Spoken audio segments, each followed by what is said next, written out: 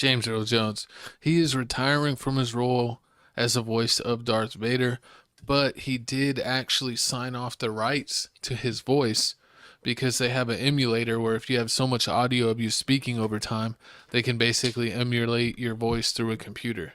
So like me and my co-host, tripped on a curb and got ran over by a car tomorrow. Then we got probably so many episodes of Tales from the Crib that I could get the company that does the voice to make my co-host voice, and then I could have an AI version of my co-host. Why couldn't you put like Mello in this picture? Why had to be me? Because Melo's the golden child. He's the champion, and he doesn't trip on curbs like my co-host. Let's see here. I And Mello hasn't been recorded for multiple hours. If you think about it, we've been on film for like what, like over 70 hours. We've probably been like, if something happened to either one of us, does that make you feel better? If something happened to me, my voice has been on tape for so much Thank you. I feel a lot better now. that they could replicate my voice pretty much. They just had to have a sufficient amount of audio tapes or all that. I just did that one tape with them talking about how you were the glizzy eating champion 2 years running back in high school. No, I played real sports.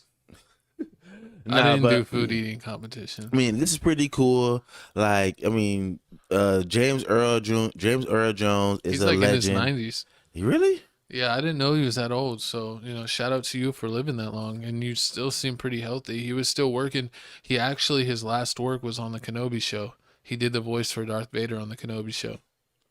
That's crazy. That was his last And work. I'm gonna need y'all to check out Crib Reactions, where we do all the Star Wars reactions. We got the new season coming out Of of Andor. Andor, which is amazing.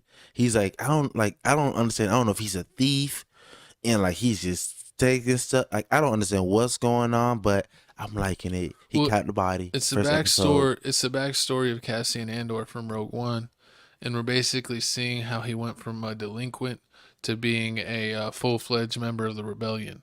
So we're gonna cross that bridge and go through the years and how he kind of reached that path. And so far, it's pretty good. It actually has like a Tron or a Blade Runner type of feel. That's the word. If you've seen those movies, but it's pretty good so far. It's just a little boring, a little slight on the action, but I feel like this is all set up. I feel like now we can finally get into the meat and potatoes of the story. So we'll see what happens. But so far, it's decent. Hey man, and speaking of meat and potatoes.